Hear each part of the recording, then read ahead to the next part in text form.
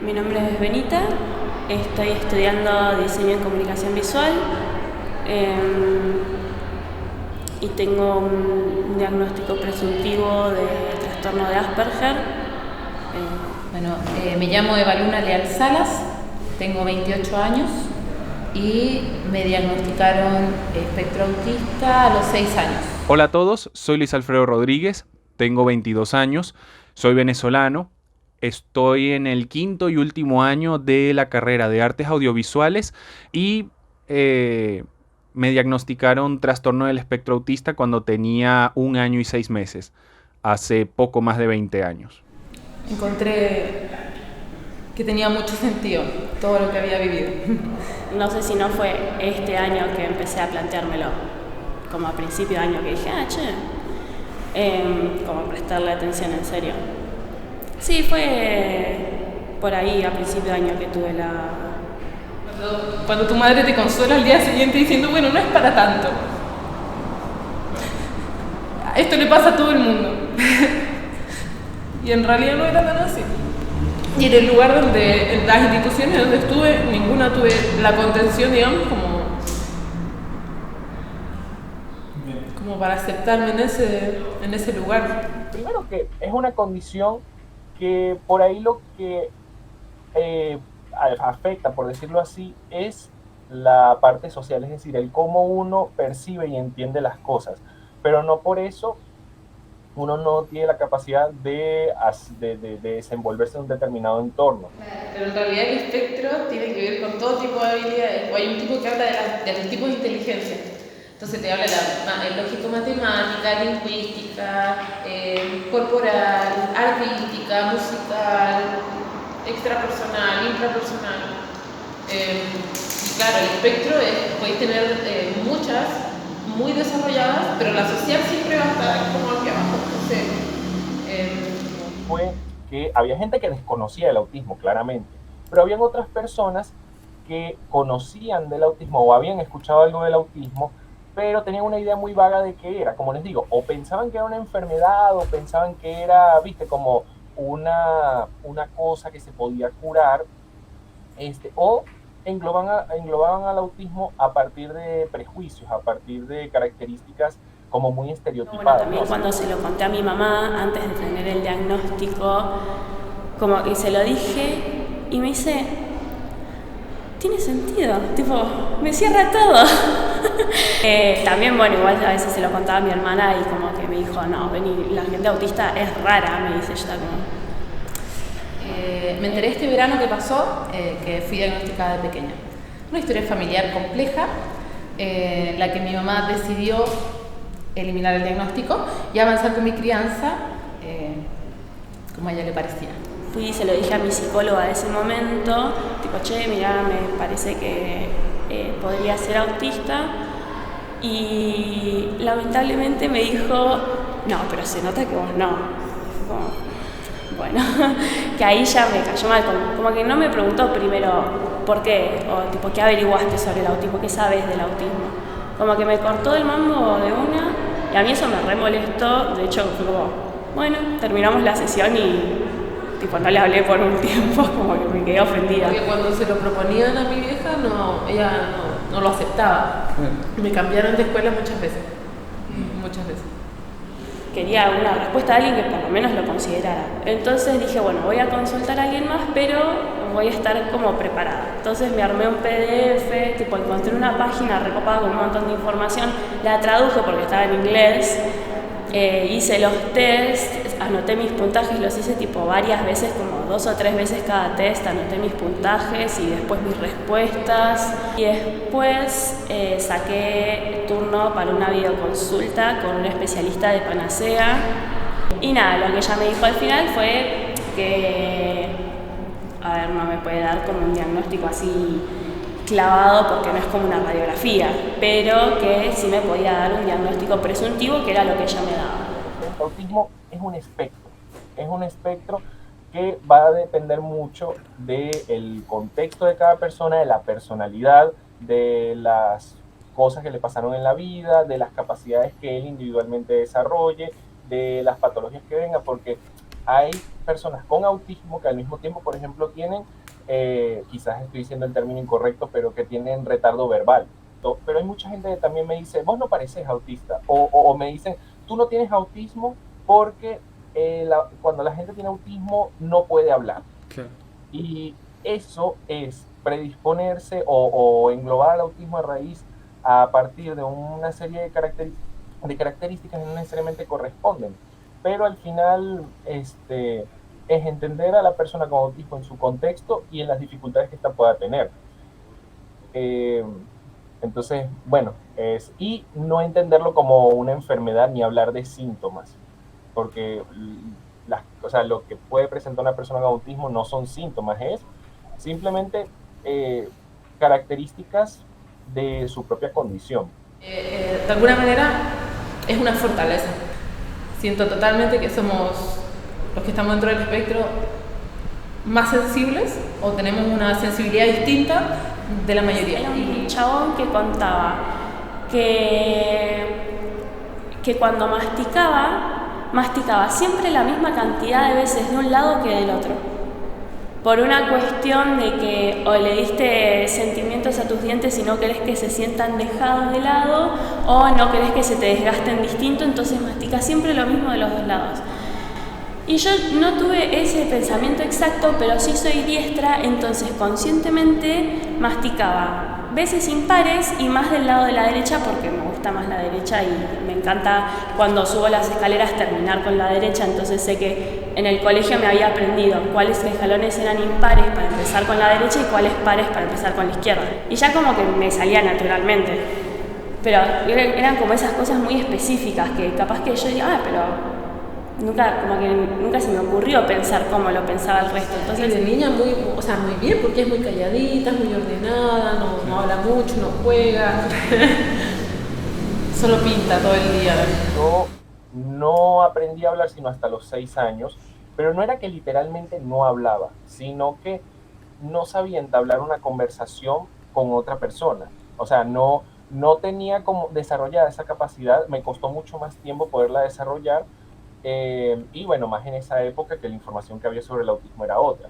Sí, ponerle lo de los cambios de planes que te alteran y esas cosas que, digamos, lo empecé a ver más una vez que tuve, como a prestarle atención más una vez después que tuve el diagnóstico, porque yo no me daba cuenta, pero capaz teníamos un cambio de planes y mi novio se daba cuenta que yo me estaba poniendo mal por eso. Yo solo me ponía mal y me decía, che, tranqui, o sea, cambiaron los planes, pero va a salir bien igual, como que no es tan terrible, y ayudarme un poco a navegar la situación, y ahora sí puedo observarlo cuando me pasa. Me diagnosticaron y ahora empiezo, bueno, desde aquel momento alguien dijo, bueno, Luna tiene algo, vamos a hacerle el diagnóstico. Y a partir de ahí empecé, no, en realidad siempre fue así, siempre anduve súper sola, siempre era la que quería hacer los trabajos sola. Para mi cumpleaños no fue nadie. Esta sensación de no querer estar con más gente o de que te obliguen a saludar a la gente o jugar, tener actividad social. Y bueno, estar siempre metida sola, digamos, y esquivando a la gente. Y por ahí en ese momento no me dolía tanto, pero sí cuando empecé a darme cuenta de que era un problema, de que los demás reaccionaban a eso. Te pongo un ejemplo rápido. Muchas veces actividades que quizás para alguien son súper cotidianas o de algún modo al momento de realizarlas es súper sencillas, a mí me cuesta mucho. Sobre todo eso, el entender determinados códigos sociales. Yo, por ejemplo, para mandar una nota de voz es un infierno para mí. Hay gente que no le cuesta nada. Hay gente que simplemente, sí, mandó una nota de voz y suponte que se equivocó en medio, no les importa. A mí me cuesta mucho porque, sobre todo si la persona a la que le estoy mandando la nota de voz es por algo sumamente importante. Es como que puedo pasar media hora grabando un audio de 20 segundos. Porque siento que una de las particularidades es que rompemos con esto, las reglas sociales. Entonces me he mandado cada cagada. Mucho de como que me miran como Eva Luna, ¿qué dijiste? Así. Que parece largo. Una vez tiré un chiste nazi en un momento. Sí. Sí, no, como que habíamos estado hablando recién de la diversidad, no había una persona judía con que hablar. Y yo como que dije, pero qué perfecto momento para aceptar nuestras diferencias con un chiste. Y no, fue la peor, fue la peor. Me pasó también lo mismo con un religioso. Mucho cuestión como de etapas que todavía no reconozco. Quizá para otras personas es como mucho más natural, tipo, bueno, vas y hablas y listo, ya está, o hablas un par de veces y ya sos amigo. Yo no sé, tipo, cuándo puedo empezar a llamar a mis compañeros amigues. Como que no sé, pero, o sea, para mí lo son, pero quizá ellos no me consideran una amiga, entonces como que me agarra eso. Y también, bueno, me acuerdo una vez estaba en dibujo y una de mis compañeras vino, ¿viste? Cuando se te ponen de atrás, cuando te apoyan como los brazos así, tipo acá. Yo estaba como, ay, como re amiga me pareció y yo me re emocioné por dentro. Y después fui y le conté a mi novia, ay, no sabes, hoy Maggie hizo tal cosa. Como que somos amigas. Me cuesta ver a la gente a la cara. De algún modo la explicación que yo tengo a eso es, y se lo he planteado muchas veces a mi mamá, es que cuando yo estoy hablando con una persona, me distraen sus rasgos faciales. O sea, es por un lado pensar, bueno, al ver la cara veo un montón de cosas que estoy tratando de analizar. Las cosas que tiene en su cara, o sea, no sé, tiene una espinilla, una cosa, y eso ya me distrae. Y lo otro es tratar de pensar qué está pensando la otra persona. Quizás una persona neurotípica, importante que tengan en cuenta ese término, neurotípico, quizás no le interesa lo que está, los gestos que hace la otra persona, o quizás los percibe mucho más rápido. En mi caso a mí me cuesta mucho.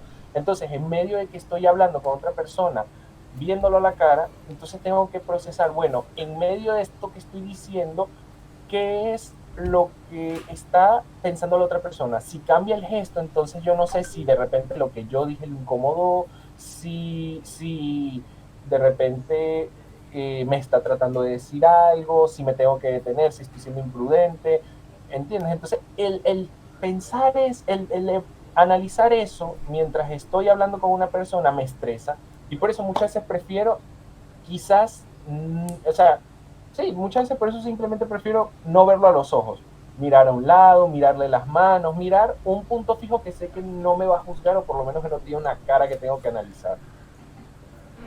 Hay algunas cosas que no entiendo, pero tampoco me molesta tanto como acomodarme. Hay cosas que, ponele, el otro día compré chupetines para mi grupito y se los di, y una de mis amigas me dice, ¿cuánto te salió? Digo, no, ¿qué me lo vas a pagar? O sea, te lo estoy regalando. Como que esas cosas no las entiendo. A mí si me regalan algo no te voy a preguntar. Esas cosas no entiendo de cómo insistir, tipo, te estoy haciendo un regalo, ya está. A mí me regalan algo, bueno, genial, gracias. Entonces a veces me da un poco de inseguridad eso de, ¿debería ofrecerme a pagarlo? Me están como que... Esas cosas a veces no las entiendo. Las que sí entiendo nada, o entiendo cómo aplicarlas, las aplico, por una cuestión de que la gente no se siente incómoda. Bueno, es algo que a mí me ponga incómodo, pero no tanto en realidad. Pasa como que observé mucho, quizás más de chiquita me pasaban esas cosas. Eso, ese es el otro, los saludos. No saludo a la gente de beso, la pandemia me vino, pero genial, así jodido, bueno, y con suerte eso. Pero bueno, encuentro que eso me cuesta un montón y no pienso cambiarlo tampoco. Es como que hay gente como que lo necesita y se va y se te acerca y bien, te doy un beso. Para acercarme a la gente, soy directa, para todo. Como que... Yo se lo definiría como una condición psicológica en la cual se dificulta la interacción y el entender los códigos sociales, pero al mismo tiempo se presentan cuadros de comportamiento debido a esta propia condición.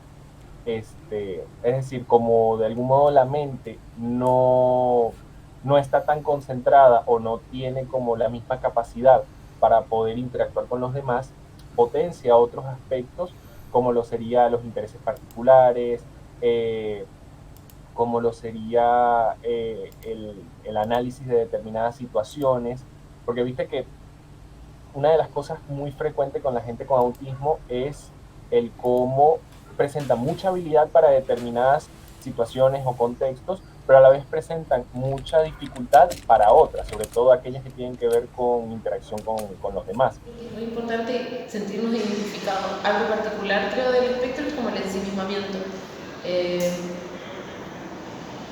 Aunque exista siempre la necesidad de conectar con otro, hay algo que nos detiene.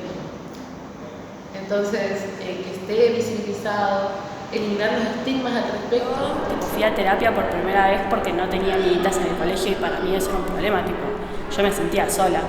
Después también tuve situaciones que yo salía como yo consideraba que no tenía amigas, o por ejemplo la chica con la que yo quería ser amiga siempre se juntaba con otras que para mí no, entonces no me juntaba con ellas. Salía a caminar, teníamos parque en el colegio, entonces salía a caminar por el parque y para entretenerme la media hora de recreo me armaba como historias y las iba diciendo en voz alta, generalmente en inglés porque además me gustaba hablar inglés.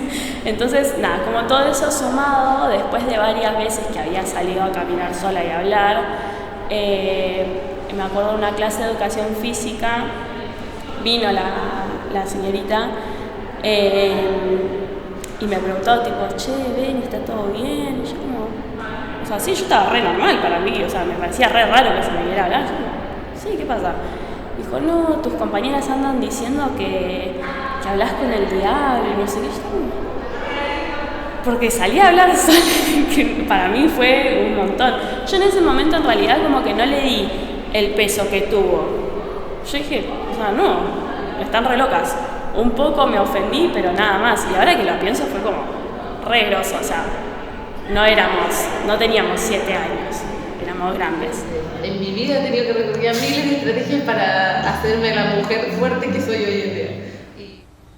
Una de las cosas que me sucede mucho, sobre todo con el personal docente, es que, claro, muchos de ellos, por no decir todos, quizás estoy exagerando, pero bueno, la inmensa mayoría, no está capacitado y no conoce qué es lo que realmente implica el tener autismo.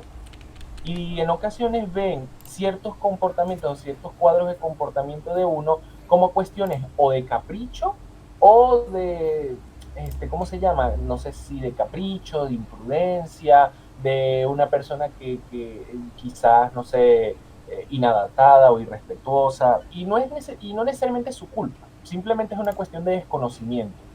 Entonces, si bien mi transcurso por la universidad ha sido muy bueno, también me he tenido que enfrentar a eso, al desconocimiento con respecto al tema del autismo y lo que realmente implica. Hay otros profesores que quizás han entendido el autismo, han sido la minoría, pero hay profesores que de repente han entendido el autismo como que yo no soy capaz, como que yo no puedo hacer nada. Y muchas veces es lo contrario, a veces el de plantearle a un profesor, mira, tengo esta condición. Y he sentido mucho cariño hacia los docentes.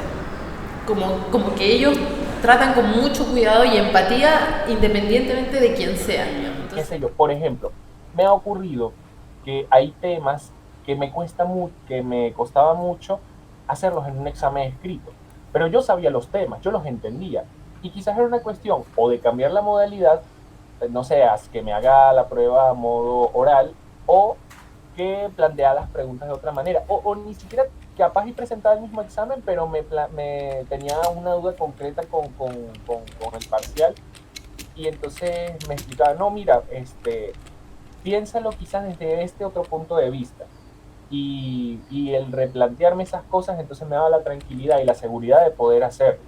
Entonces, yo creo que los esfuerzos de la universidad tendrían que ir a más que en apoyar a las personas con autismo, que me parece importante, es a capacitar a los profesores y que entiendan o conozcan qué es lo que implica el autismo. No pido que, bueno, sean profesionales en el tema, pero sí que estén al tanto sobre el tema, porque al final uno como alumno de la universidad principalmente interactúa con ellos y sus principales cruces o sus principales encuentros que te definen la vida universitaria es con los profesores. Sea virtual. De hecho, creo que hay materias que deberían ser virtuales, o por lo menos hacer los teóricos de forma virtual, si van a seguir siempre con la metodología expositiva, en la que las preguntas que van a tomar van a ser 3 o 4, o sea, mejor que sea virtual. Neurotípico sí es más fácil de definir porque se entiende como, bueno, personas que tienen mayor facilidad para poder comunicarse y poder entender los códigos, entender códigos sociales, o sea, que a nivel de la interacción social no tienen tanta dificultad en comprender al otro. Esa es como la definición que de algún modo te puedo dar y lo que de algún modo yo tengo entendido. Que estaría bueno que los profesores cuando arranquen la cursada den un espacio y le aclaren a los estudiantes que si alguno tiene alguna dificultad o algo que puede decirlo. Quizá no así en voz alta porque alta vergüenza seguramente, pero después acercarse a los profesores y decir aclarar esas cosas. Yo nunca se los dije porque la verdad es que no es que no sienta que no tuve lugar, pero tendría que haber sido, ¿cómo se dice? Iniciativa mía, como que yo tendría que haberme acercado a decir, che, profe, para que sepan tal cosa.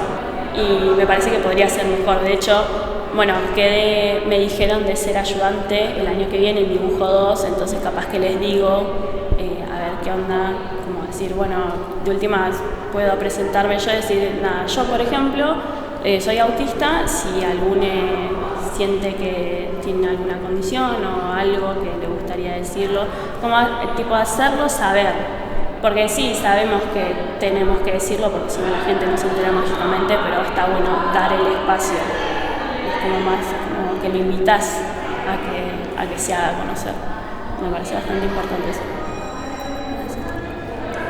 Se trata también de preguntar, porque el desconocimiento no es mal. O sea, de verdad, el no conocer sobre algo o sobre lo que tiene el otro no es malo, pero es importante preguntar. Yo no sé qué es lo que piensan los demás.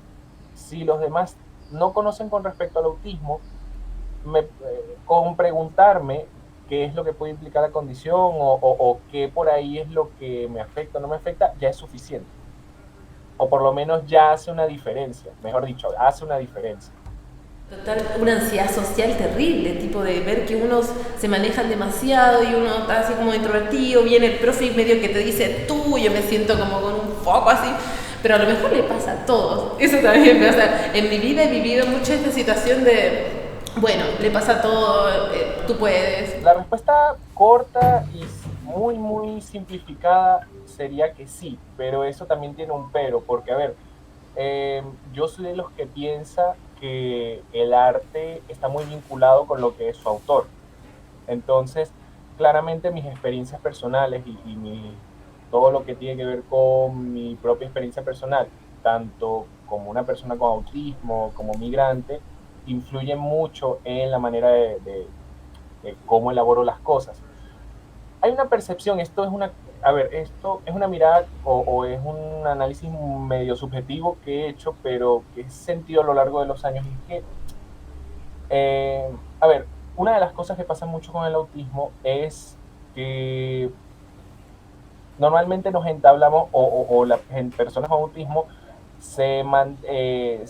estructuran su vida a raíz de pautas bien establecidas y concretas. Entonces, entrar en un mundo donde entra mucho en juego la subjetividad, el análisis y la expresividad, por decirlo así, es un choque interesante, porque muchas veces las producciones artísticas que terminé haciendo yo,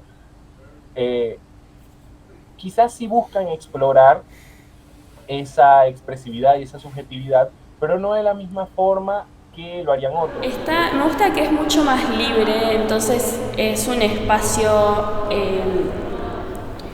como mucho más abierto para que las personas se expresen de la manera que se sienten cómodas. Tenemos todos la misma consigna, pero cada uno lo aborda, digamos, de la forma con la que se siente cómoda o seguro, y eso para mí es un montón, o sea, que todos podamos hacer la misma consigna y cada uno lo lleve a cabo de su manera es una locura.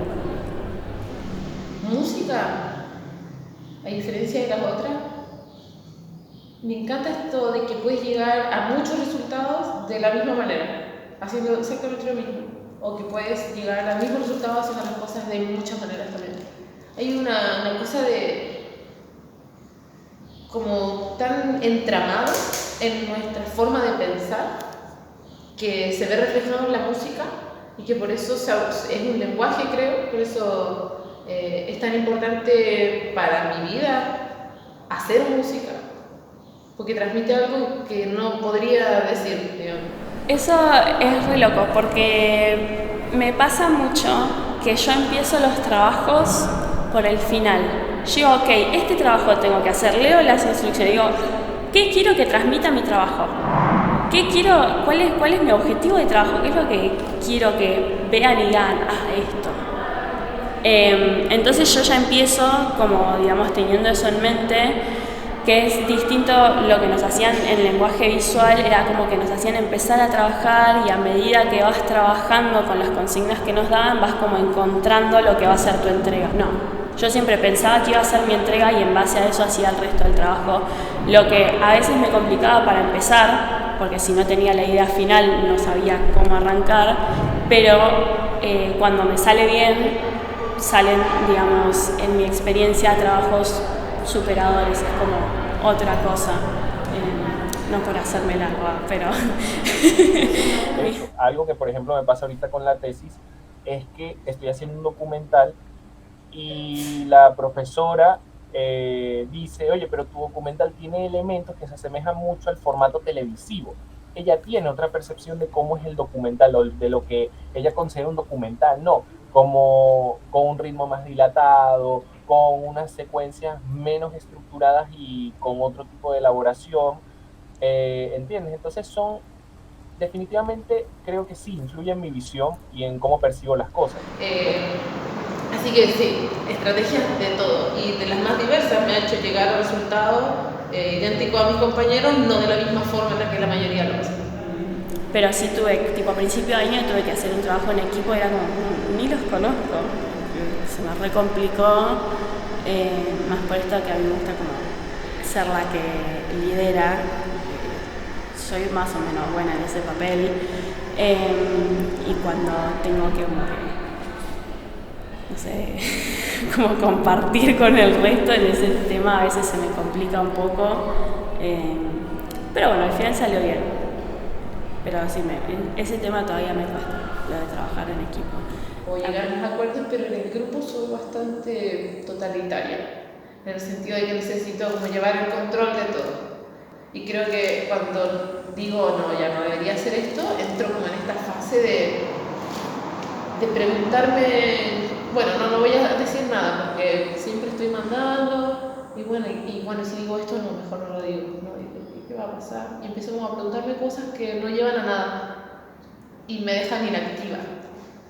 No puedo ni cantar, digamos, si es lo que tengo que ir a hacer. Si una persona presenta determinados patrones de comportamiento en un entorno social que se sale de lo convencional, me parece importante no juzgarlo a la primera como una persona extraña o como una persona con la que yo no quiero involucrarme, sino pensar, bueno, quizás actúa de esa manera por algo. O sea, me parece importante uno desde su postura individual también abrirse a que una persona simplemente, a pesar de tener ciertos patrones de comportamiento que a uno le pueden resultar distantes y extraños, al final es un ser humano y es una persona con capacidades, con dificultades, pero que no debería ser juzgada por eso. Y digamos que me he tomado la oportunidad de cada vez que cambio de un espacio, darme la oportunidad a mí de ser mejor. Como digo, bueno, antes era muy callada, ahora quiero ser participativa. Bueno, antes era muy mandona, ahora quiero ser más escuchadora. Como ese tipo de cosas. Vivir en Chile, vivir acá, cambiar de institución, de chica mucho, de casa también cambiarse un montón. Estudié en Uruguay también, me pasaron un montón de cosas en las que me encontré con situaciones como esto, eso era el espectro, ahora que no supe como por ahí hablar de mi infancia, de aquel momento en el que me diagnosticaron. explicaron, sí me genera todo esto que vieron al principio. Pero si vamos como de aquí hacia atrás, ha sido bastante bueno en el sentido de que yo misma he tenido ganas de superarme. Y eso ha sido lo que me ha... mi piso, digamos. Y que la gente que yo estimo también lo valora. Eso es hermoso. Y les cuento este chiste que dice, bueno, el chiste. En Viena había una fábrica de salchichas, de vienesas. En Chile le decimos vienesa, ¿qué le dicen vienesa también? No. A la salchicha le decimos vienesa en Chile, no sé por qué, porque vienen de Viena, vienesa, bueno, en Viena había una fábrica de salchichas y explotó. Y una salchicha dio a parar a una nube. Y de pronto un angelito así la ve y dice, oh, ¿qué es eso? Y va y la toma y dice, oh, ¿qué es esto? Y dijo, se la voy a llevar a San Pedro. Ya, llevaron a San Pedro y San Pedro ve eso y dijo, oh, no sé qué será esto, guau, vamos a llevárselo a José, porque él debe saber esta cosa tan extraña. Van donde José, los tres preocupados, no saben qué es esa weá, mira, vamos a preguntarle a María, María debe saber. Van donde María dice, a ver, pásenme eso, mira así, dice, esto se parece al Espíritu Santo, ¿ah? O sea... Caí tarde.